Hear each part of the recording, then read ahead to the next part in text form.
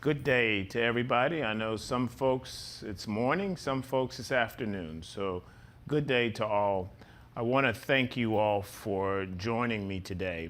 Today I want to share some changes with you that are in line with the journey that we're on for operational excellence here at the department. I have with me Carol Galante, Marie Head, and I also have Pat Hoban-Moore. They're going to help me to try to answer all of your questions and to roll out what the changes are that we'd like to begin on in earnest today and certainly days after today. The big picture is where I'd like to start with you and then make 2 or 3 points, and then I'm going to turn it over to Carol and team to give you specifics. The big picture here is I've asked every place in the department, take a look at your organization. Make sure that it is the most efficient and most effective organization, or I don't want to call it a silo because we're trying to get away from silos, but function that it can possibly be. If it's not, we need to make the changes to make it more efficient, to make it more effective, in order to position us as HUD to be excellent in the 21st century. That's what this is about, being excellent in the 21st century. And being excellent means serving our customers, our clients, our partners with nothing short of excellence. So what you're going to hear about today are changes that we're trying to make to get the right people in the right places to be excellent in the 21st century. You're going to hear about us having to make tough choices to be excellent in the 21st century. And tough choices includes consolidating teams. Tough choices also includes us actually closing offices that we have throughout our enterprise. The changes that we're talking about are both in headquarters and in the field. The changes we're also talking about are going to take some time. We want to do them right. We want to do them in a way that both respects our folks and that has the best chance of us pulling it off without flaws. In order to do that, you're also going to hear that some of the changes will take 2+ years for us to actually perfect, to get the outcomes that we want to have. I've asked folks to make sure that at the end of the day, we keep several values in mind. One, we want simplification and we want efficiency. And so the changes that you will hear today will have as themes, we're pursuing simplification, we're pursuing efficiency. You will also hear the values of relevance and flexibility. We're making changes to parts of the enterprise now, or proposing to make changes to parts of the enterprise that have not been changed in decades in a serious, methodical, rigorous way. We need to change those to stay relevant to the needs of our internal and external customers for the next century. Speed. Speed is a theme we have been talking about for quite some time. Speed in the clearance process, speed in getting back to customers who ask us a question that has to go from Richmond to Philadelphia to Washington. We need to be quicker in making decisions, in performing transactions, in answering questions. You will hear us proposing changes today that have as an aspiration to enable us to be quicker. We will lay out a plan for you today. I guarantee you that the plan will require us to make adjustments. We want to make those adjustments with your feedback and your advice and your critique in mind. And so one of the asks of you is to please participate fully and help us to do this well. There will be tough choices that we're talking about today. Choices that at the end of the day will involve us offering buyouts and relocations to our people. We're pursuing these transformations with the end goal of making our enterprise, HUD, the best it can be to serve the mission that it's trying to serve in the 21st century. We're going to be on this pursuit, keeping the goals of being compassionate to our folks, or the goal of being compassionate to our folks at the top of our priority list. And so the reason why we are doing buyouts and the reason why we are doing relocations is we want to use those tools to try to make this transition one that is acceptable and feasible and doable to our folks. We will not be using RIFs. There are no RIFs attached to these changes whatsoever.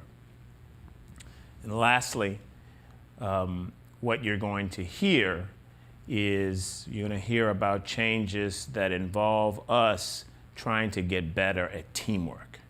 So in particular, you'll hear the multifamily folks describing changes that will help us to be better as a national team when it comes to multifamily. A team that is making consistent choices and consistent decisions and consistent policy calls throughout the entire country on questions that arise. So teamwork is another aspiration you will hear. The other piece of teamwork that I want to stress is these are tough decisions that we're talking about. We will not pull them off and pull them off well unless we do it as the HUD team. And so although we're talking about changes today that primarily impact multifamily and field policy and management, if we're going to do them well, which we need to, that ought to be the standard, the HUD team will need to do this together. And so my other humble ask of you is listen to what we're going to lay out for you today. Give us your feedback, give us your advice, give us your critique. We're going to need to be a team to get this done and to get it done well. I'll come back to you after Carol and team lay out the changes. Right now, I want to shift and ask Carol to begin the conversation about changes that we're contemplating on the multifamily side. So thank you all in advance. Good day, and Carol will come next. Carol. Thank you, Maurice. Good morning, good afternoon. I'm Carol Galante, FHA Commissioner, and I'm here today along with Marie Head to share the next steps in the transformation of multifamily housing. In a few minutes, Marie will explain the details, but first I'd like to share some of the reasons why I think continuing to transform multifamily housing is so critical. Multifamily housing has played a crucial role in providing liquidity in the marketplace since the onset of the market crisis in 2009. Multifamily staff have personally experienced the increase in demand for multifamily FHA insurance, and you continue to manage that demand and the resulting changes to our portfolio. We also collectively continue to manage against a harsh financial backdrop, including the fiscal cliff, the sequester, and ongoing budget challenges. I want to acknowledge up front that with your hard work and perseverance, multifamily has made a huge progress in the 4 years since the financial crisis. I was there with you during breaking ground, and I remember there was some skepticism that we could make these changes. But because of your commitment, breaking ground was a great success. We cut the time it takes to review applications in half, and we significantly reduced our backlog. I then watched as sustaining our investments rolled out, and I've seen your accomplishments there. Now that's complete too, and it's improving the way we work. For the first time ever, you've classified our entire insured assets by risk, and now you're tackling the non-insured portfolio. I am very proud of multifamily staff and know that you represent the best of HUD. And as I say frequently, you are underappreciated for your talents by many outside government. And so it's particularly hard to talk with you today and say that despite all of your progress and hard work, the existing multifamily operating model is terribly outdated. It doesn't lend itself to the efficiencies we need to meet today's demands. It is a risk management deterrent, and it dilutes our overall effectiveness and consistency in the delivery of our services. For example, we have multifamily staff in 50 field offices, organized in 17 hubs, which makes consistency nearly impossible. And I can tell you from interacting with the 4 home ownership centers in single family, it is far easier to drive operational and policy consistency in that model than it is in the multifamily model. Further, and this is a big one, our current headquarters structure does not mirror our field structure, making it more difficult for all of us. For example, 2 different headquarter offices must approve field office requests for waivers or other approvals, which lengthens our response time to you and delays the delivery of our programs to our customers and communities. Under today's model, you can work harder than ever, and it still won't be enough. We must make our process more consistent so that it is not so difficult for customers to do business with us. That is why we must take the next steps to restructure the multifamily operating model and bring it into the 21st century and more in line with best practices of major financial institutions. I believe our plan will deliver greater staff productivity, more consistency in risk management, better performance management, employee engagement and flexibility, and more efficient delivery of our programs to the people who rely on us for housing. The pressure to change the way we operate is especially relevant in a budget climate that demands efficiency. But budget constraints are not the only or even the most important reason for us to change. We need an operating model for the 21st century so that we can be at our best for the future. That is why now is the time to change. I want us to control our own destiny and create the operating model and structure we want, and not be forced into suboptimal operating levels because we are constantly in a reactive mode. We'll accomplish this transformation through 4 initiatives. 1 will help us share work more equitably. A 2nd introduces a risk-based underwriting process that will help us manage risk at the same time we process loans faster and more effectively. The 3rd change builds from our sustaining our investments to improve the way we manage the complex and sometimes troubled assets on our books. The 4th change will be a reorganization of our headquarters and field structure, and I know this will be the most challenging by far. These changes won't start until late this year and will be implemented gradually over 2.5 years. I understand the magnitude of what we're going to do. This is one of the most difficult things I've done in my career, and it may be one of the most difficult things in yours. And yet I know, I am 100% certain it is the right thing to do. These changes will not be without difficulty, and we will do everything we can to make it as smooth as possible. And that starts by being open and honest with you. With that as context, I'd now like to introduce Marie, who will lay out our vision and give you more details about the transformation we're about to undertake. Marie? Thanks, Carol, and hello, everyone. I want to start by reiterating what Carol said. We've made tremendous strides here in multifamily, and I appreciate everything that you've done. And not just in the past few years. Most of you that know me know I've been in the FHA world for almost 40 years, and I know how important this is to you. I want to stress to you today how important this is to me. Let me tell you what I think tomorrow's multifamily will look like. Imagine that we distribute work smoothly across teams and individuals. When we have workload spikes in one part of the country, the rest of us will be able to pitch in to get the job done. Imagine that we always make sure that the right person gets the right work. For example, seasoned development staff focus on the riskiest, most complex deals, and asset management experts will handle our troubled assets. We don't consistently do that now, even though many of us try our very best. Imagine that we're smarter about how we work. We are able to minimize handoffs and waiting times, avoid reworking, and stop over-processing the simple stuff so we can focus on the tough stuff. Finally, we'll make certain our people are equipped to do their jobs and offer clear, compelling career paths. How will we get there? As Carol alluded to earlier, there are 4 parts to our proposed transformation: workload sharing, the underwriter model, the account executive model and asset management, and the restructuring of the headquarters and the field organizations. Many of you are already involved in some of these changes.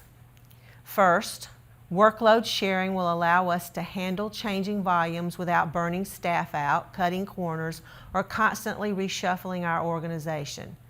Today, we're very hard-pressed to do this. We've already begun testing 2 different methods of workload sharing with a pilot in the Fort Worth, Kansas City, Chicago, Minneapolis, and Detroit hubs. When I sent out the memo to the entire multifamily staff about this pilot, I received emails from many of you saying, "It's about time, Marie," or "When will I or my office be able to be a part of this?" When I've visited you in the field, I've heard that you think this is a good idea, and I do too. Second, we're adopting a risk-based underwriting model in production. This means that a single underwriter will manage most of the end-to-end review of an application, calling on our technical experts, such as in architectural engineering and cost, or our appraisers, as needed. We will be able to manage risk better by matching the right underwriters to the right applications, focusing our experts' attention on the riskiest transactions, and simplifying the approval process for the least risky applications. This is no surprise to the many of you who have been following the way we're handling the Rental Assistance Demonstration Program and the Tax Credit Pilot Programs. Third, we are implementing an account executive model in asset management, building on sustaining our investments. This model is also about matching the right work to the right people. Account executives, today's project managers, will get a little more specialized. With this increased focus, no longer will each project manager be responsible for over 200 different functions. We will also create a new position called Troubled Asset Specialist, a senior asset manager who focuses exclusively on troubled projects. As a result, we will be better able to mitigate risk to our portfolio and improve the experience of being a part of the asset management team. The fourth change is one that will be the most challenging and is likely on your minds today. We plan to consolidate offices at headquarters and in the field. This is not something we take lightly, but as leaders of the organization, it's our responsibility to create an organization that can meet the challenges of the 21st century, and right now we are behind the times. In headquarters, the plan is to focus our structure while avoiding duplication and crossed wires. We will have 4 main headquarters offices: multifamily production, asset management, and portfolio oversight, recapitalization, and field operations. We will be merging the Office of Housing Assistant and Grants Administration and the Office of Housing Assistance Contract Administration and Oversight into the Office of Asset Management. This should help us avoid the duplicative or confusing policies. This will also help us simplify decision making. The Office of Affordable Housing Preservation, OHAP, will become the Office of Recapitalization, reflecting its focus on recapitalizing assisted housing. We will create an Office of Field Operations to give the field the support you deserve. We will also be making changes within the headquarters front office to streamline the way we develop policy and the way we provide administrative and technological support. Finally, we'll take a hard look at cleaning up the structure within each of the remaining offices. In the field, the plan is to consolidate the 17 multifamily hubs into 5. Each of those 5 regions will have 1 hub and 1 satellite office for a total of 10 multifamily field locations. This consolidation will better align our regional structure with other areas of HUD and increase nationwide consistency within multifamily. We have chosen the locations under this new structure very carefully. The hub locations and the satellite offices as planned will be New York as the hub with Boston as the satellite office, covering federal regions 1, 2, and 3. Atlanta as the hub office with Jacksonville as the satellite office, covering region 4. Chicago as the hub and Detroit as the satellite office, covering region 5. Fort Worth as the hub and Kansas City as the satellite office, covering region 6 and 7. San Francisco as the hub, and Denver as the satellite office covering regions 8, 9, and 10. The Seattle office will focus on healthcare work through the Office of Healthcare Programs. We are still confirming the timeline for these changes, but currently the plan is to reorganize headquarters and 2 field regions beginning this fall and continuing throughout FY 2014. Most likely Fort Worth and Kansas City, followed by Chicago and Detroit. The other regions won't begin until FY 2015. This plan may change, but I want to share with you today everything that I know and the proposal. Obviously, these changes can have a deep and personal impact on hundreds of people in our organization. If your office is one of those consolidated, we will be asking you to relocate and supporting you with relocation benefits. You will also have the option to take a buyout of up to $25,000 and early retirement benefits if you are eligible for them. Some headquarters staff will also receive these options. And as we said earlier, none of this will happen until this fall, and the consolidation will be gradual over 2.5 years. Many of you won't be affected for another year or two. No one is being laid off, and everyone will have the option to continue with multifamily, although possibly in a different role or a different location. We're telling you about this today so that you hear it from us first, and to give you as much of a heads up as possible. So if you are affected, you have time to make the right decisions for yourself and your family.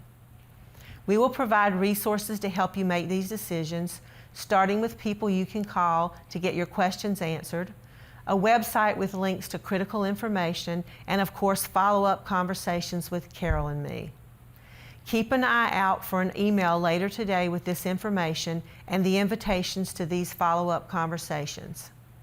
I will personally be following up with headquarters staff and with each hub within the next 2 weeks to answer questions. There will be monthly information sessions, and we will keep our communication lines open. The Deputy Secretary, Carol, and I will also be hitting the road to talk to you in person. The Secretary will also join us when possible to share his perspective. I know you have questions right now. In a moment, we'll have a Q&A panel to answer some of those questions. Remember, this plan is still taking shape. We are still working through it with Congress, and we'll be working with the unions.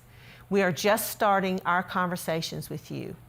Along the way, we'll keep you fully informed about the changes as we make decisions.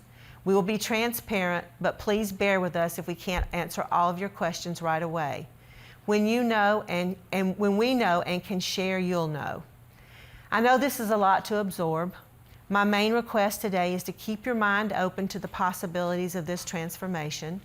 Learn as much as you can about these changes. This will equip you to make the right decisions about your future. As Carol said at the outset today, we can either be the architects of our future, or we can surrender it to others who don't necessarily understand our agency, our business, or our customers. How we change depends on all of us. If we get through these changes together, I believe we will participate in an organization that will shape the future of housing in the United States. Thank you again, and now I will turn it over to Pat to talk about a different project being led by FPM, which will have some impact on 34 multifamily staff. Pat? Thank you, Marie. As Maurice and Carol and Marie have mentioned, HUD's current structure cannot sustain the pressures that we have in our budget now. While HUD programs have grown in number and complexity, our staff has dropped from 18,000 employees in the 1970s to just over 9,000 employees today. And yet we are still trying to support 80 field offices, as we have since the 1970s. Over the years, the HUD employees have adapted and improved their work in order to make the best use of our resources. But we can't go on like this. We have to look at our organization, and as we have over the last several weeks, we have determined that we must reassign staff from 16 small offices. so that we can better align our resources for a more effective and use of our program delivery. The realignment will affect approximately 120 staff from a variety of program areas. And although these offices will be closing, every affected employee in those 16 locations will have the opportunity to move to a new office with relocation benefits provided. Those employees who choose not to go will have the opportunity to take a buyout, and if they are eligible, early or optional retirement. The offices to be closed are Camden, New Jersey, Syracuse, New York, Orlando and Tampa, Florida, Springfield, Illinois, Cincinnati, Ohio, Flint and Grand Rapids, Michigan, Shreveport, Louisiana, Dallas and Lubbock, Texas, Tucson, Arizona, Fresno, Sacramento, and San Diego, California, and Spokane, Washington. We will be engaging with our union colleagues in the next few days in a deep and frank discussion in order to meet our bargaining unit obligations in respect to the implementation of these decisions. Subject to these negotiations, the buyout process will begin this fiscal year in August. Relocations are projected to begin after the buyouts are complete, and any employee who has chosen to relocate to a new location will be asked to be at their duty station by late September or October. For those employees who do not choose to relocate to a new location, we will be completing their transition from HUD by the end of September. I know from personal experience that this decision will take a great deal of thought and will have a personal impact on all of you.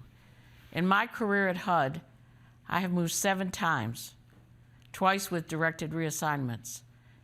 And after making those hard choices with my family, I can assure you that while it was a challenge, I learned a great deal about HUD and its working environment. As Maurice has said, and Carol and Marie, we are going to treat our employees with fairness, dignity, and respect. And your continued commitment to professional service at HUD remains deeply appreciated. Beginning today, we will have information on the HUD.gov location and other websites. And at this point, I would like to return it back to you, Maurice. So thank you, Pat. I want to thank Pat, I want to thank Marie, and thank Carol for laying out the changes here that we're proposing to undergo in the next few years. Let me lay out some ground rules here, and then we're going to have a Q&A session. The first thing I want to say is this is the first time you're hearing us talk about this across the enterprise, but our plan now is to go out and talk about this in a very constant and consistent fashion. I'm going to be on the road, Carol's going to be on the road, Marie is going to be on the road, Pat's going to be on the road. And so we plan on making sure we go out, sit with you, talk with you, hear your advice, hear your questions, factor all of that into our plans to pull this off over the next 2.5 so years. We're going to engage with the unions. We've already had conversations with the unions. We're going to engage you, employees. We're going to engage outside stakeholders such as Congress and others to make sure everybody knows what we're doing and why. And let me just remind you on the why. This is about the quest for sustainable operational excellence for HUD in the 21st century. That's what this is about.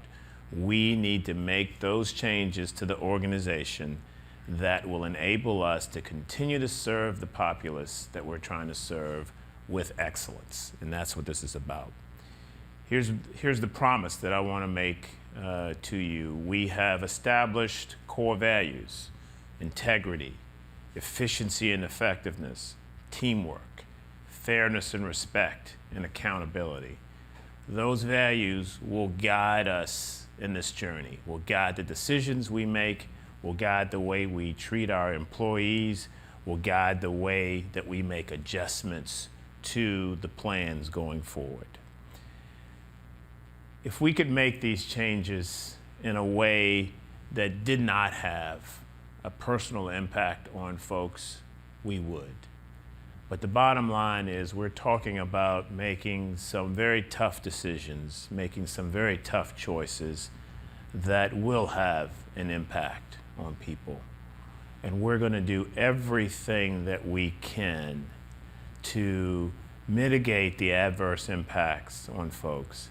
But I want to just put us all on notice right now. I know that when we finish this journey in 2.5 years or so, that there will be people who are in the HUD family now who will choose not to be with us after those 2.5 years. And that's going to be painful for all of us. That's going to be something that we will all need to come together to support one another in, support the folks who make the decision to take buyouts instead of relocations, and then to support the team that remains to do the work of folks who are losing team members. I want to say to you up front, I know that the people side of this will actually be the toughest side, and it's the side that I want to make sure that we bend over backward to make sure we're being sensitive to. So help us with that piece. We need your participation, we need your advice, we need your critique, we need your understanding, and we need teamwork. Teamwork is the way that we will get this done and get this done well. And the cause is HUD and the folks that we're trying to serve. So with that, what I'd like to do now is, one, again, thank you for your patience with us as we've tried to give you specifics. Now we'd like to do a Q&A session. I understand there are some questions that have already been emailed in. We're going to try to take your questions, and I'm going to get a lot of folks to help me try to answer your questions to the maximum extent practicable. For those questions that we don't have answers to now, we will try to put them up in our Q's and A's that we will have on the websites, HUD at Work, HUD.gov, HUD Connect. And we will also be spending a lot of time just trying to answer the questions as we visit. So let me start with the questions. The first question is, how many offices are closing? The plan is to close 16 offices that are in the field right now. The other side of this, though, is the plan is to move multifamily from being in 50+ places to 10 places. Those are the actual plans regarding office closures and relocations of people. How many people will lose their jobs as a result of these changes? Difficult to answer that question right now. Again, everybody who will be impacted either by the changes in field policy or the changes in multifamily will be offered the option of either relocating or taking a buyout. It is difficult for me to say, for any of us to say now, how many folks will elect to choose the buyout. I do believe, though, that a significant number of people will elect to take a buyout. I think Carol and Marie and company mentioned to me that they know right now that 2/3 of our multifamily staff are actually eligible to retire. And I'm speculating, but that leads me to conclude that we probably will have a fair number of people who look at their options and decide, you know what, now is the right time for me to depart the enterprise. And we've got to make sure that we respect that decision by everybody and that we celebrate the service that these employees have rendered to us over a lot of years. Maurice, for the employees in the small offices that will, project that will take place during the remainder of this fiscal year, there are approximately 120 employees affected by this change and these office closings. But in all cases, we have an offer of a job in another location. Okay. Next question, and I'm going to ask Carol and Marie to help me with this. How did you decide on the multifamily hubs and offices? The way we decided on the multifamily offices were a number of things that we considered. We considered the workload aspect of historic workload. We tried to align with the federal, regional jurisdictions. We also made decisions about the least impact to the employees in some of the offices that already exist where we would be able to begin to roll out our business model. We also looked at areas in the country where there are financial institutions and financial hubs so that we could be a part of financial structures throughout the country. We made those decisions based on those things. Can I just Absolutely. add one point to that? Those are the reasons we made the particular office decisions, but I think it's also important to understand that what we end up with these regions is, how do I want to say this, a more even distribution of workload across multifamily. So similar number of staff in each region with the similar amount of work, both production and assets under management. So I think that's really important to understand that that's part of what we get out of this particular cluster of offices. Let me just add to that, because one of the data points that Carol and Marie showed me that persuaded me that on the multifamily side we had more work to do to become effective and efficient is they showed me data which suggested that we had some offices in multifamily that had 10 times more work than other offices. Well, that's not a sustainable model. That's not a model that is efficient and that will allow us to perform at our highest levels in the 21st century. Again, that's what this is. That's what this is all about. I think there was a question before this one that you skipped over, which is how did we make the decisions? Yes. So let's do that one next. How did you decide on which small offices will close? I'm going to ask Pat to help us Yes, with sir. that. Thank you. The decision was made on several indicators. Number one, we wanted to make sure that those offices were in states where we had at least one other HUD office. Second criteria was that these are offices that had 20 or fewer employees. And finally, that these were offices where we did not have a program division or program center in operation. The employees in these locations were working with a program division in another location, either in that state or somewhere else. Let me just add to that. One of the things that Pat highlighted for me, again, we got to just keep in mind what the quest is that we're after here. Pat showed me that we have, first of all, let me give you just a data point. We spend year in and year out $130 million on leases.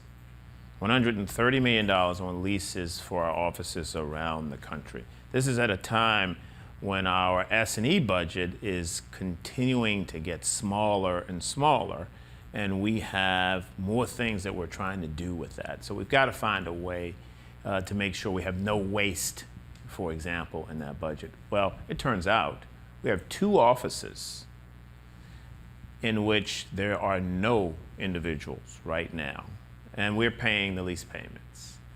Well, you can't run a railroad like that. You've got to be getting instances like that out of your enterprise. And so what we're trying to do is to make sure that we have a lean and mean and effective field and headquarters structure. And so again, that's how we've gone about making choices there. Next question, why is multifamily being singled out for change? Why aren't other program areas in HUD changing? This is a great question. Every part of this enterprise is being charged with the simple task. It may be not so simple, but it's certainly fundamental to us being operationally excellent, of looking at their operations and asking the hard question: are we as effective and efficient and accountable as we can possibly be? The truth of the matter is, multifamily should be congratulated for being as expeditious as they have been in deciding that the answer to that question is no, and here are the changes we need to make. I'm glad this question is being posed, though, because it gives me the opportunity to say something else. We're going to be asking these questions about efficiency and effectiveness in the model for the 21st century in every corner of the enterprise. And I would anticipate that we're going to be making changes in every corner of the enterprise. There is no sacred cow. The cause is for us to be excellent and to make the changes to get there. And they're going to be tough changes all the way around. But multifamily and field policy are here leading the journey now.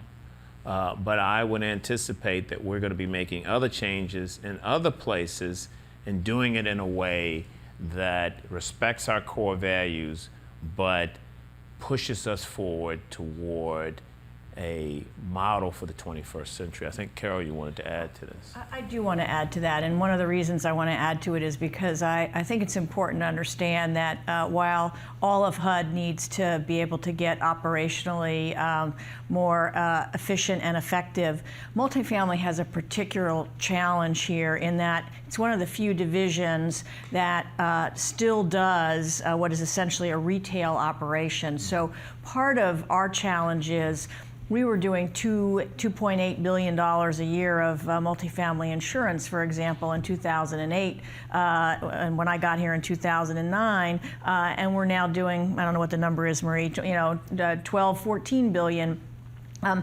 There's a business cycle to the multifamily insurance business, and we are actually, unlike in single family, we are actually underwriting those transactions. And so the fluctuation in the amount of our business, the regional difference in distribution of where markets are driving multifamily to be, really requires us to have a platform that we can operate nationally and make shifts as the market shifts, as the demand for our product and services shift. And that's a little bit different than some of the other major operating divisions that are more grants administration or don't have that same fluctuation in growth. So that drove us maybe sooner than some other divisions to frankly have to make those changes. Carol is making an excellent point, which is market changes are probably making these changes in multifamily come faster than other places. The point I do want to make, though, is that market changes are also impacting the rest of HUD too, and we need to make changes there as well. So, excellent point. Anybody else want to add to this? Or I just want to add that we've been doing things the same way for 40 years, as we talked about earlier today, and we just cannot continue to do that because we're not functioning in an environment that allows us to do that and have taking the time frames and looking at packages in the depth and not doing things based on what's a risk to the department. And that's part of what this is all about too. Yeah, makes sense. Let's go to the next question. Next question is, as we undergo additional internal changes in our organizational structure, will employees have the opportunity to transfer to other program areas to avoid physical moves to other cities, since many of us are underwater and our mortgages require reasonable accommodations, have disabled spouses, and cannot afford to move? Won't these changes affect our ability to deliver services to our customers? Wait, is that more than one question? Back up. Let me try to break down these questions for you.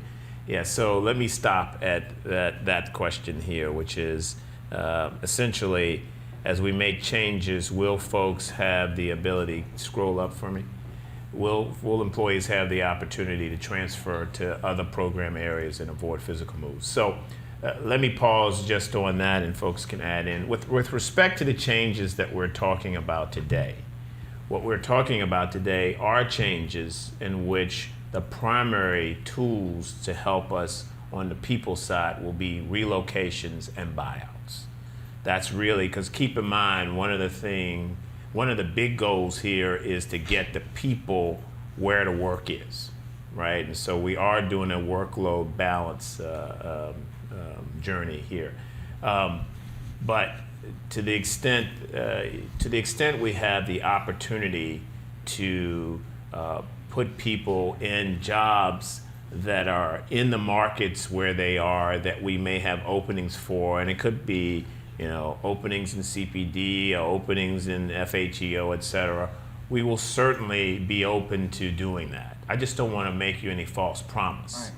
Right. There may not be other openings. The only options may very well be the options of relocations or buyouts. And as I mentioned before, those are part of the tough choices that we're going to have to make together. But as I said, we're going to do everything that we can to attempt to do this in a compassionate way for our folks. And so to the extent there are other opportunities in markets that make sense for our business needs, we will make sure that they're on the table. I don't know if Maurice, others the want to only add other to thing that. I would add is that we are also bound by our current union contracts, and we will be negotiating with our union colleagues over the next several weeks. All these issues will be up for discussion, and we have to go by OPM standards, HUD's policies and procedures, and our Office of our Chief Human Capital Officer will assist us with guidance in respect to those issues as well.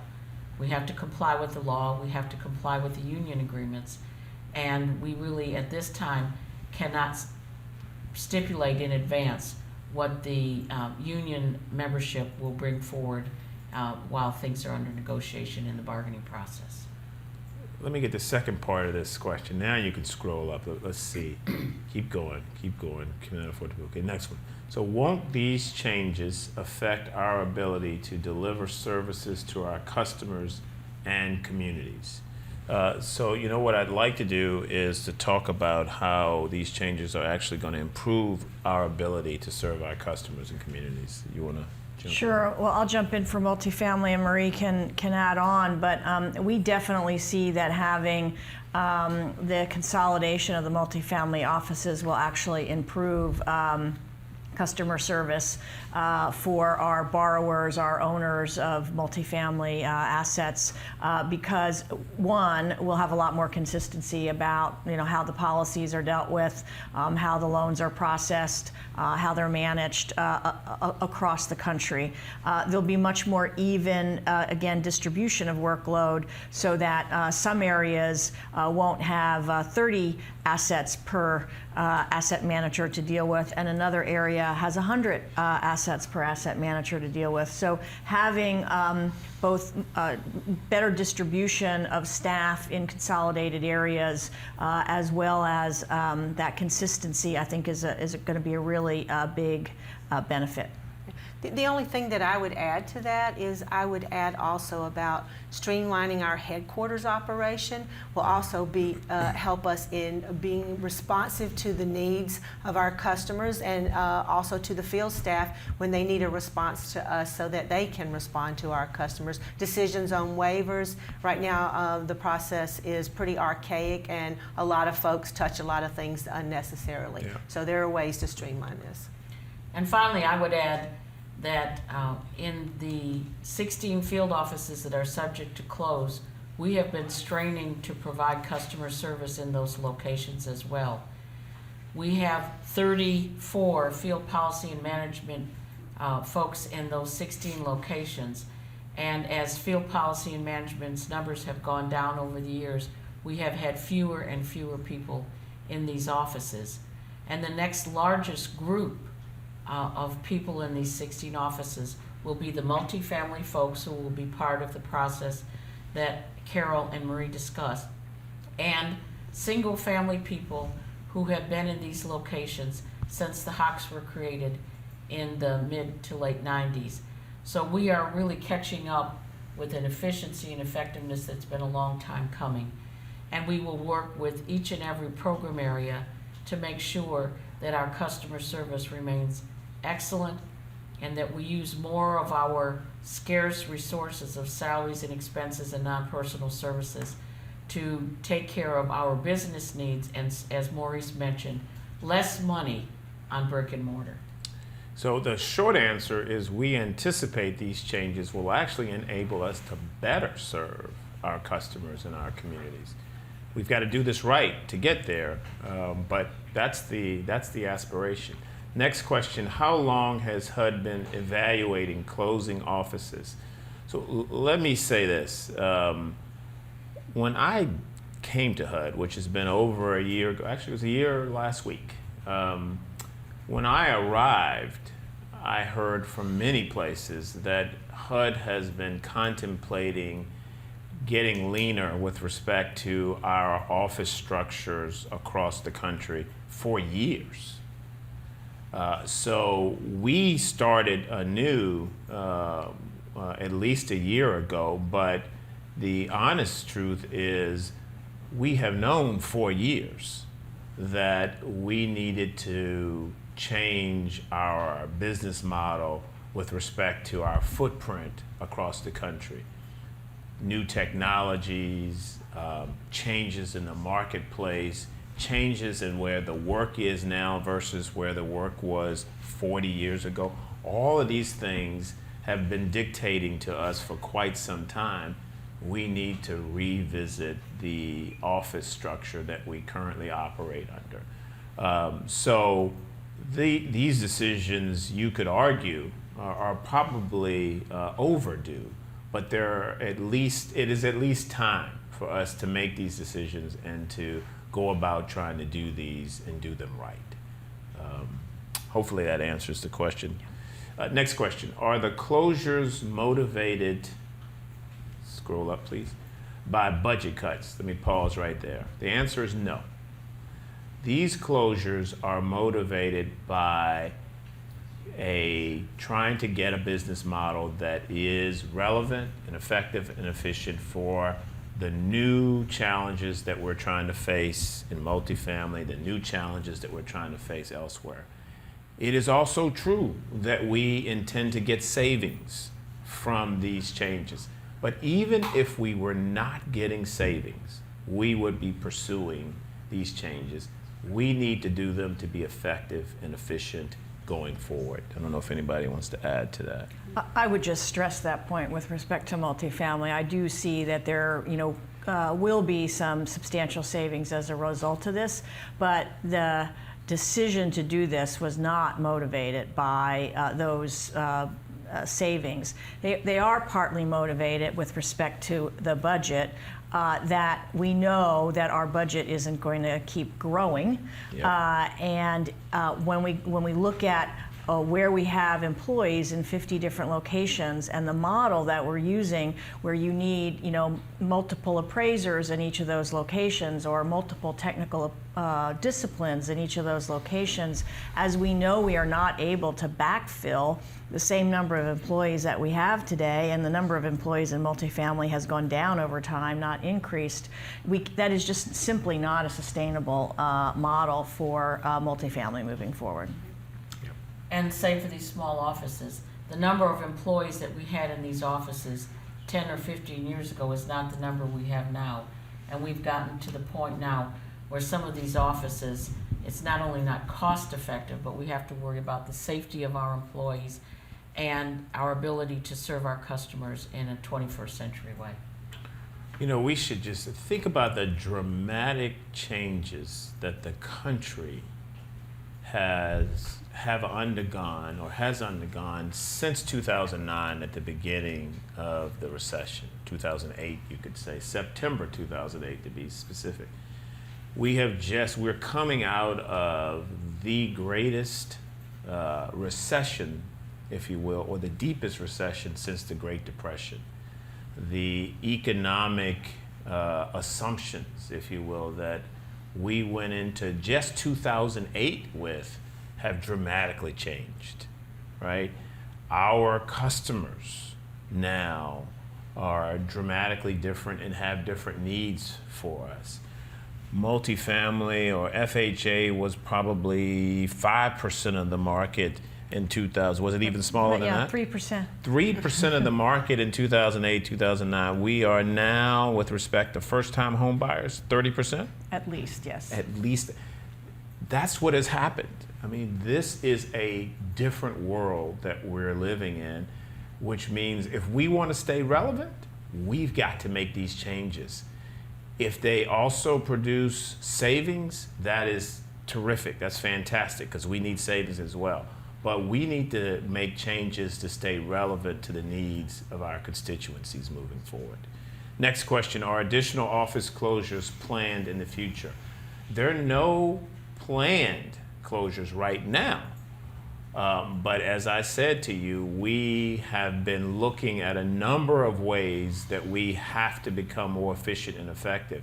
And so I won't take off the table that we will have additional proposed closings in subsequent years. We're going to try to make sure that we do these and do them well.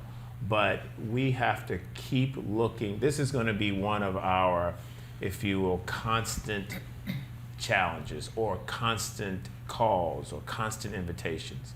Continue to look at the business model and make the hard decisions with respect to what we need to do to be lean and mean.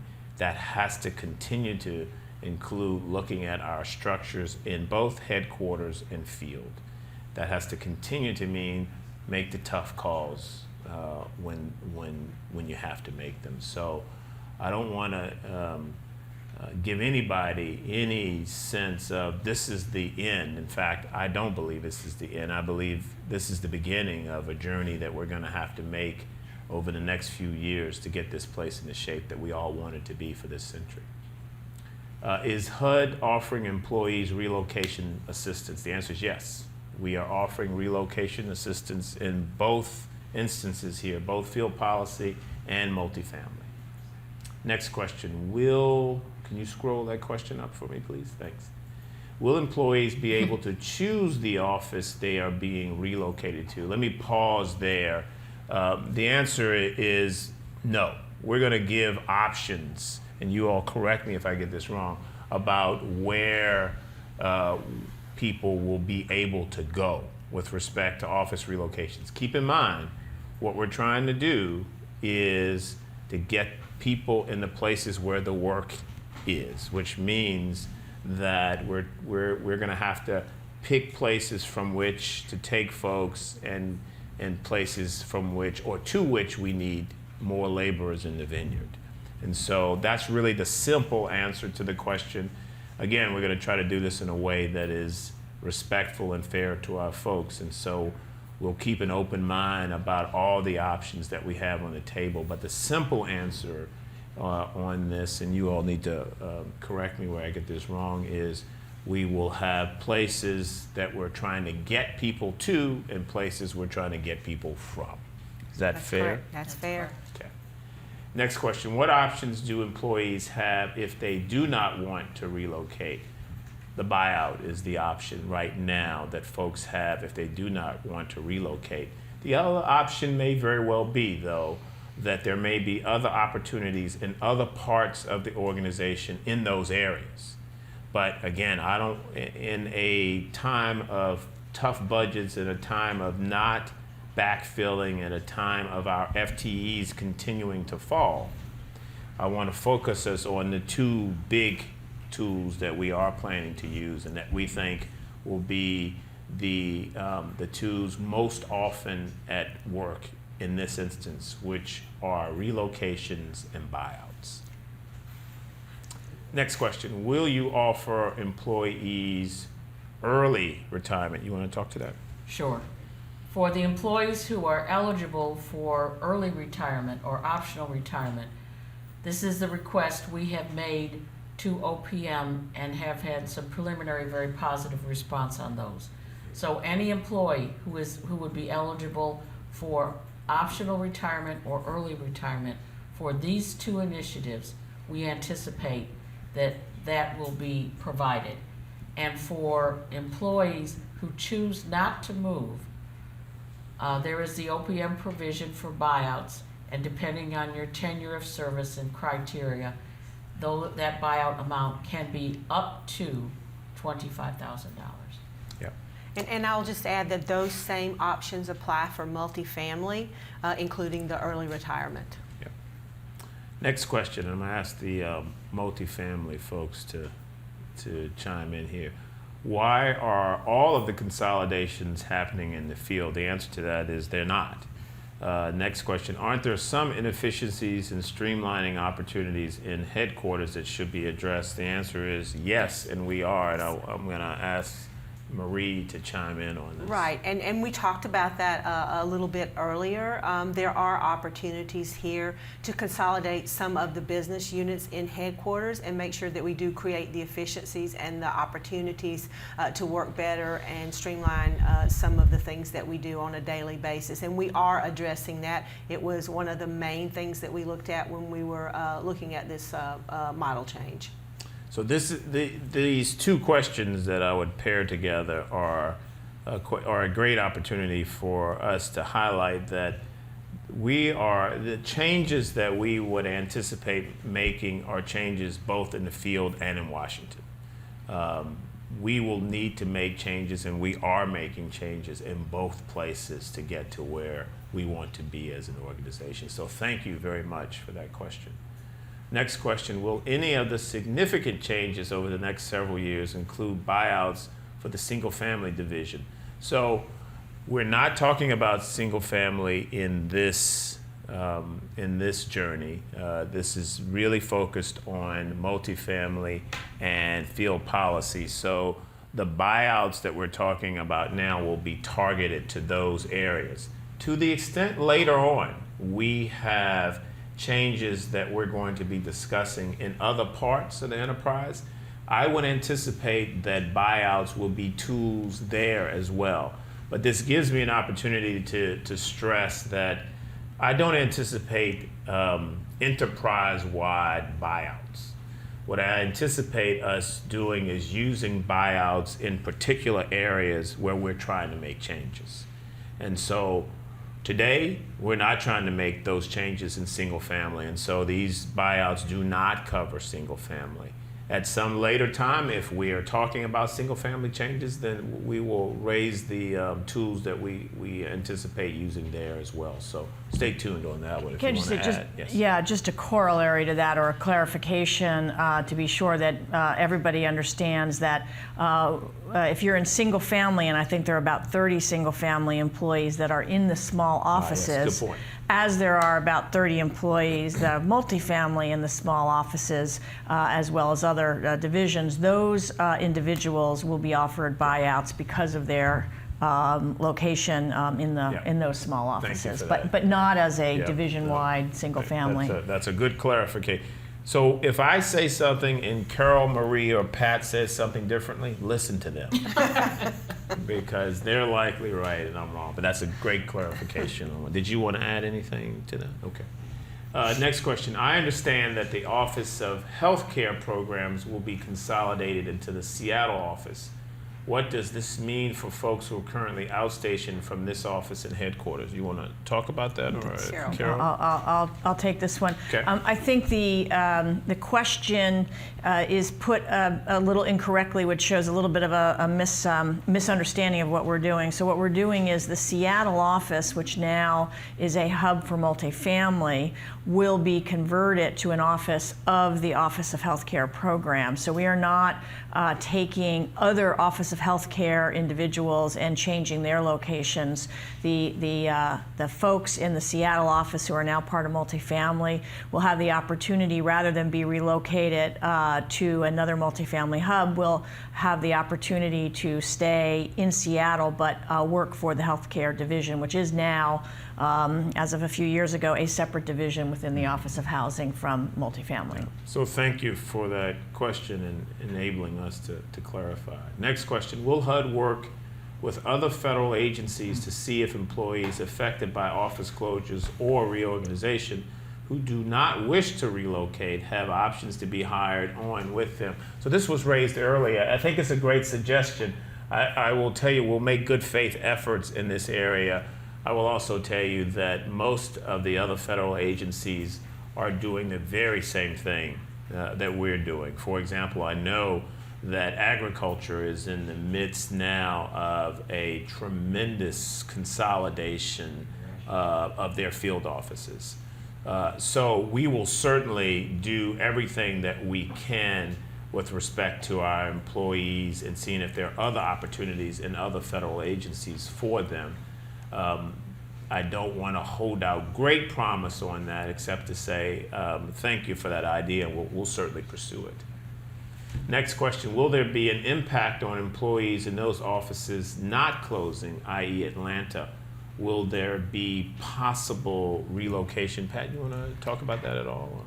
As we discussed earlier today, the multifamily process, and I'll let the multifamily folks talk about that, but for the rest of the field structure, unless your office was specifically mentioned as one of those 16 offices subject to closure, and that process occurring this year, those are the relocations that we anticipate. I'll let Marie and Carol speak to any possible alignment issues having to do with the multifamily component. So I think this question is along the lines of, some of the receiving offices like Atlanta, where the multifamily function will be consolidated. The proposal as it stands today is that there will not be relocations out of Atlanta. There will be relocations into Atlanta from some of the other offices. And so the folks in those offices will not be offered buyouts, early retirement, or relocation packages. Great. Thank you. Now, for the single family people that Carol spoke about earlier, when the negotiations are complete and we know where everyone's going, we will probably have the single family people address at a later date how the single family people who the 30 some single family people who are in the 16 offices, where they will eventually land. Carol, do you want to add anything to that? No, I think you've covered it. Thanks. Next question, will there be other changes to HUD divisions? The simple answer to that is yes. But as we are ready to execute on those changes, to announce those changes, we'll bring them to you in the same way that we're bringing these. We will do everything that we can to not surprise you, if you will, because we're going to need all of us to do these things together.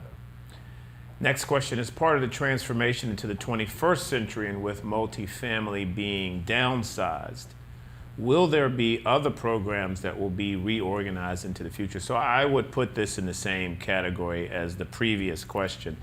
I anticipate that there will be changes in other areas in the department moving forward in order to get us well positioned for the 21st century.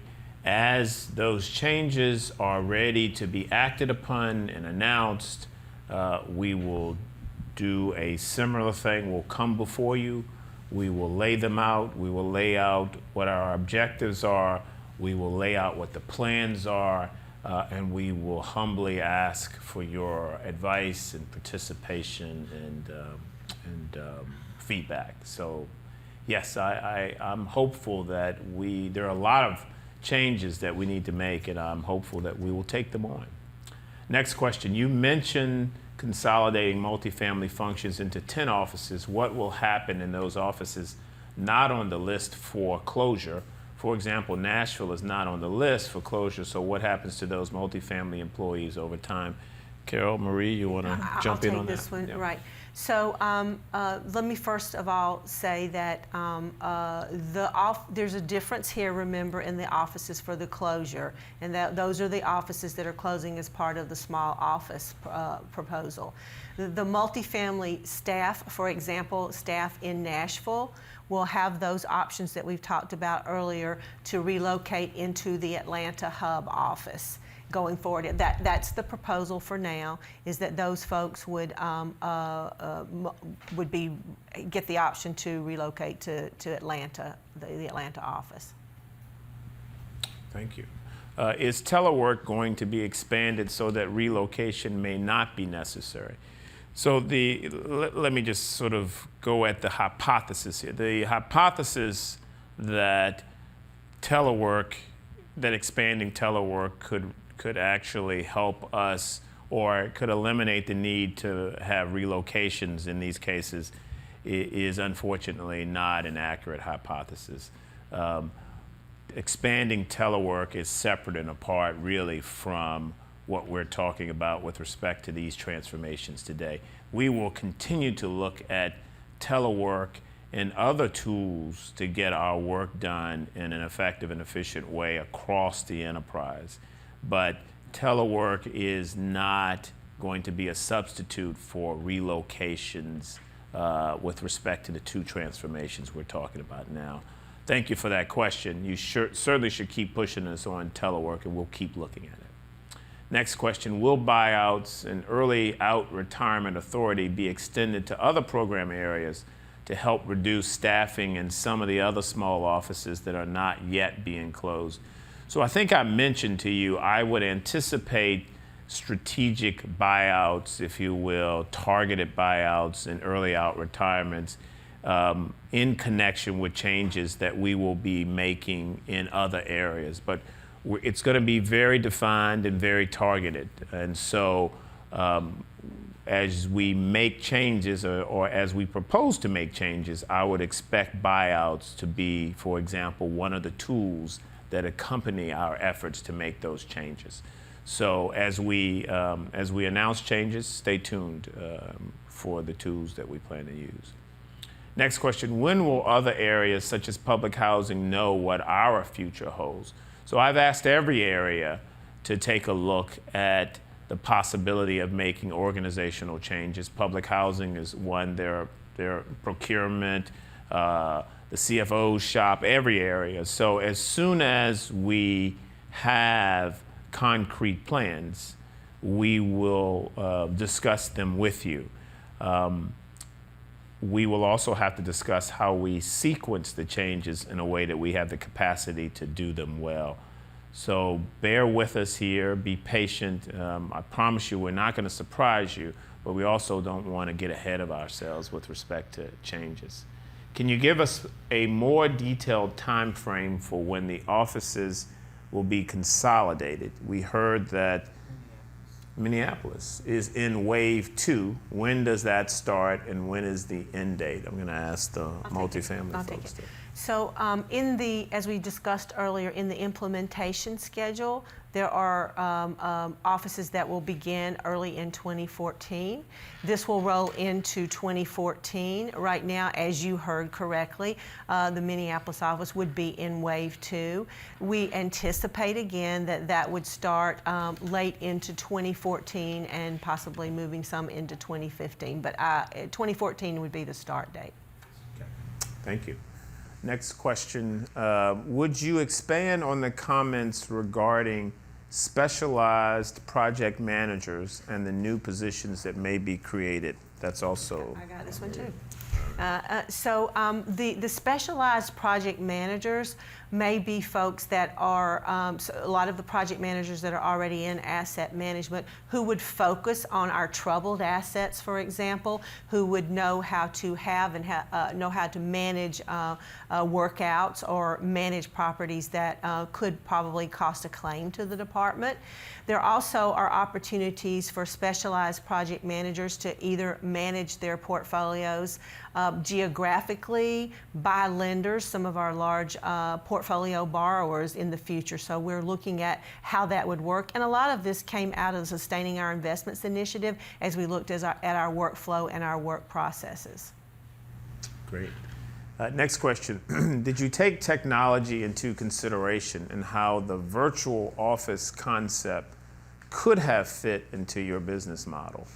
Wouldn't this approach have been less burdensome on employees who now have to consider relocation. So I'll ask multifamily and field policy to chime in on Sure. this So question. I will start by saying I know that there are some other divisions, including within housing, the Office of Healthcare, and the Housing Counseling Office now that have somewhat of a more virtual model. The difference in multifamily is that even after this transformation, we're talking about well over 1,000 employees. And that is a very different virtual model than, say, in the Office of Housing Counseling that has 67 employees. So the scale of literally having a virtual office for multifamily, in our view, is just not an acceptable operating model and a management structure that really can work. So we really do think that while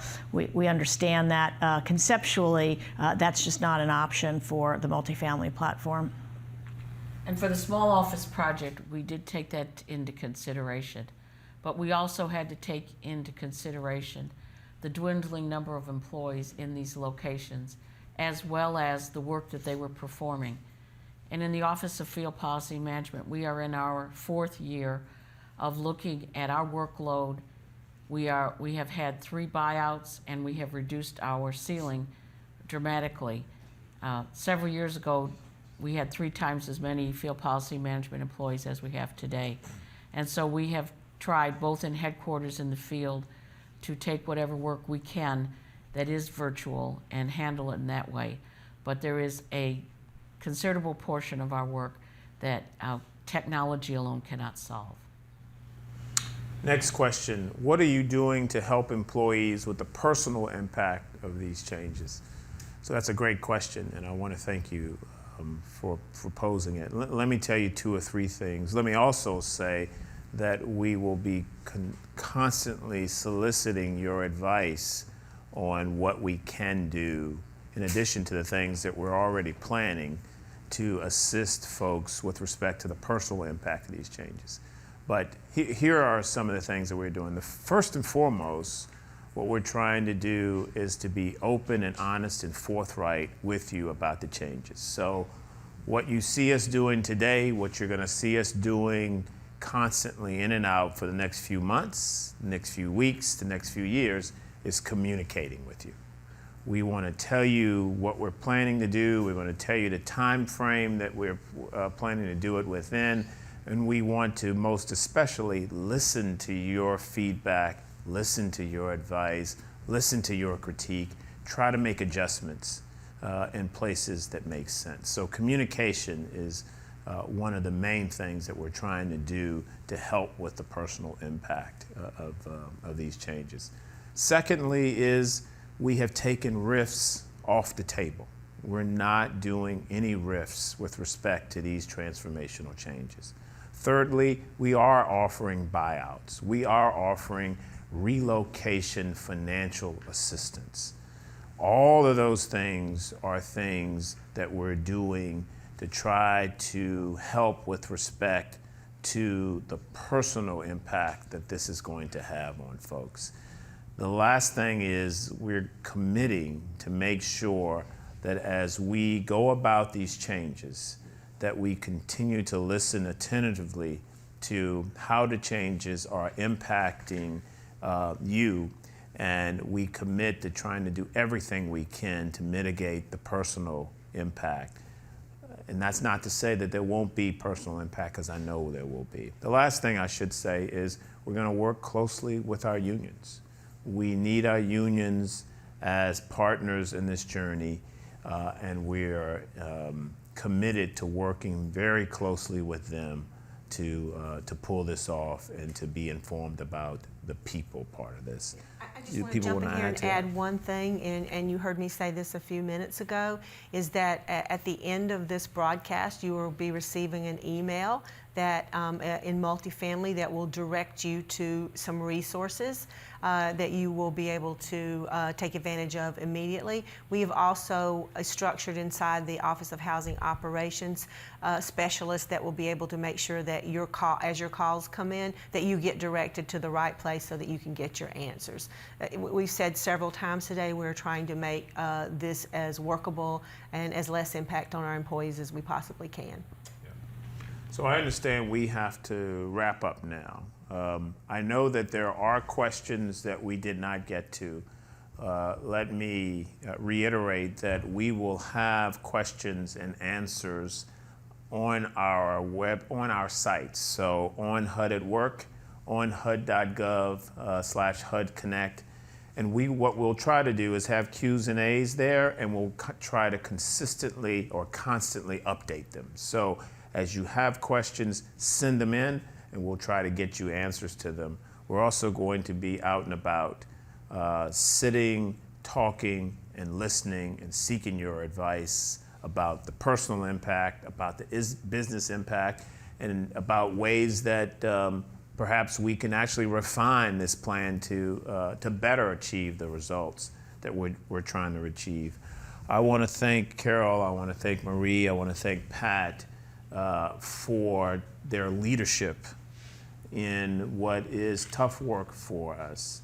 I also want to thank you for taking the time. We've been here now an hour and a half or so discussing this, and all of your questions have been great questions.